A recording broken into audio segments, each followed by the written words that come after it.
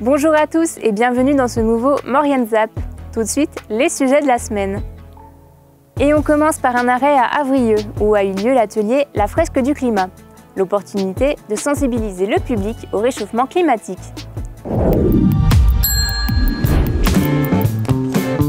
Direction Avrieux, où l'atelier La fresque du climat s'installe à la salle des fêtes le temps d'une soirée. Alors, la fresque du climat, effectivement, commence à être bien connue en France. C'est un atelier qui date de 2018 et qui est devenu une association, l'association Fresque du climat, qui porte cet atelier. Il se trouve qu'aujourd'hui, il y a 1,8 million de personnes qui ont déjà fait l'atelier, principalement en France, mais aussi à l'étranger. Et donc, effectivement, c'est un atelier qui est déployé partout dans l'Hexagone, beaucoup dans les entreprises, dans les collectivités, dans les établissements scolaires, et puis aussi, comme pour ce soir, auprès du grand public.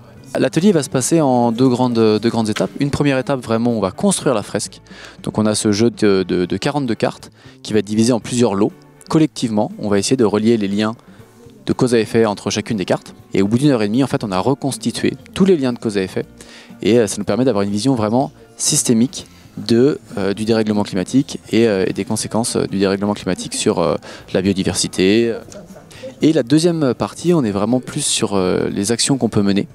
Et on va avoir quelques ordres de grandeur qui vont nous être donnés pour être bien sur la même base de connaissances. Et puis on va avoir un temps surtout d'échange sur les actions qui pourraient être mises en place et à l'échelle individuelle et aussi à l'échelle collective. La démarche de sensibilisation au changement climatique se poursuivra au mois de novembre avec l'atelier 2 tonnes, une autre animation proposée aux habitants de la communauté de communes Haute-Maurienne-Vanoise. On est vraiment invité à se projeter jusqu'en 2050 avec un petit outil informatique.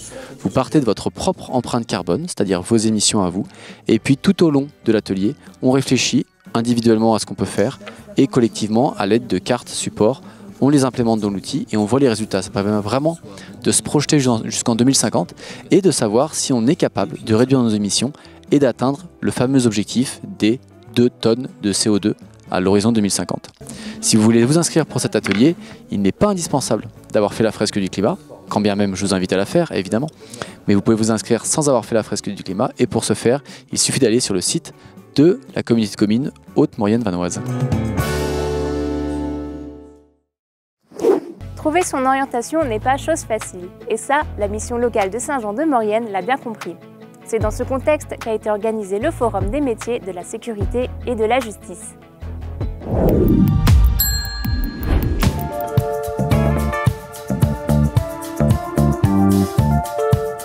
À la mission locale de Saint-Jean-de-Maurienne se tenait aujourd'hui le Forum des métiers de la sécurité et de la justice. Un rassemblement à destination des jeunes visant à les aider dans leur choix d'orientation par la présentation des métiers de la police, des pompiers, d'entreprises de sécurité ou bien encore des cabinets d'avocats. En fait, c'est important pour nous toujours d'informer les jeunes sur différents secteurs professionnels et différents métiers. Notre cible, ce sont les jeunes de 16 à 25 ans, non scolarisés, qui sont en réorientation par exemple, ou en insertion, ou qui ont envie de changer de domaine, de métier. Mais aujourd'hui, c'est ouvert aussi aux lycéens, aux collégiens qui seraient intéressés pour découvrir ces métiers. Et notre public, c'est un petit peu les parents aussi, pour qu'ils puissent accompagner leurs jeunes ados à nous rencontrer tous les services qu'on peut proposer, notre offre d'accompagnement, et puis surtout rencontrer des professionnels. Ce sont eux qui parlent le mieux de leur métier. C'est vrai qu'à notre époque, il n'y avait pas toutes ces manifestations par rapport à l'orientation.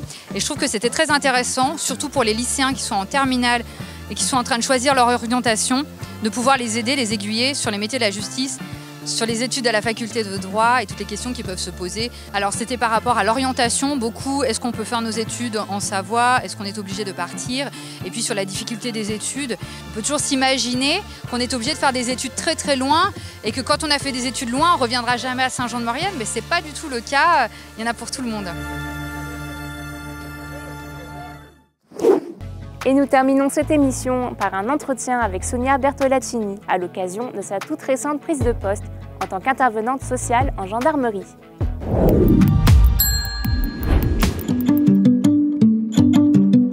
direction Saint-Jean-de-Maurienne, dans l'enceinte de la gendarmerie, où nous rencontrons Sonia Bertolaccini, qui vient tout juste de prendre le poste d'intervenante sociale en gendarmerie.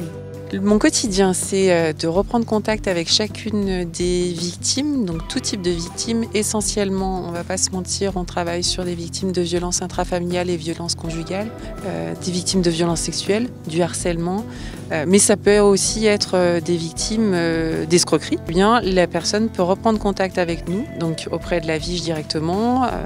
On a également en fait des juristes qui sont présents au bureau d'aide aux victimes dans les tribunaux. Ensuite, on peut les renseigner sur tout ce qui est possible à mettre en place, les droits, les démarches, tout ce qu'elles peuvent prétendre. Mais n'importe qui, tout état de victime en fait, toutes les personnes qui sont dans un besoin d'aide sociale, on peut les recevoir et les réorienter vers un autre intervenant en fait. On peut informer et relayer vers un autre partenaire du social si la personne n'est pas informée en fait, de son existence. Je reprends contact de façon systématique avec des personnes qui seraient venues déposer plainte en gendarmerie au commissariat et également des personnes qui auraient été sur une situation dite de flagrance en fait, c'est-à-dire les gendarmes sont contactés par un tiers pour une situation de danger et à ce moment-là, moi derrière, je suis saisie par les forces de l'ordre pour reprendre contact avec les victimes. Avant l'arrivée de Sonia, des saisines étaient déjà faites auprès d'intervenants sociaux en gendarmerie basés sur Chambéry.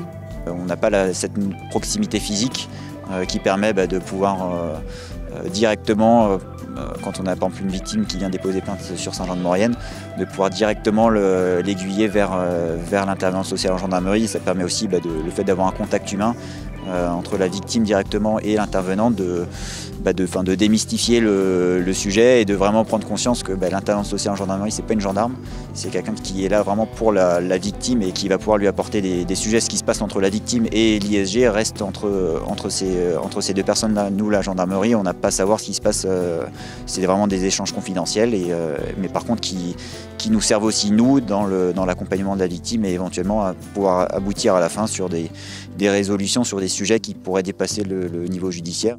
Sur le secteur mauriennais, environ 120 victimes de violences intrafamiliales ont été recensées par les forces de l'ordre depuis le début de l'année 2024.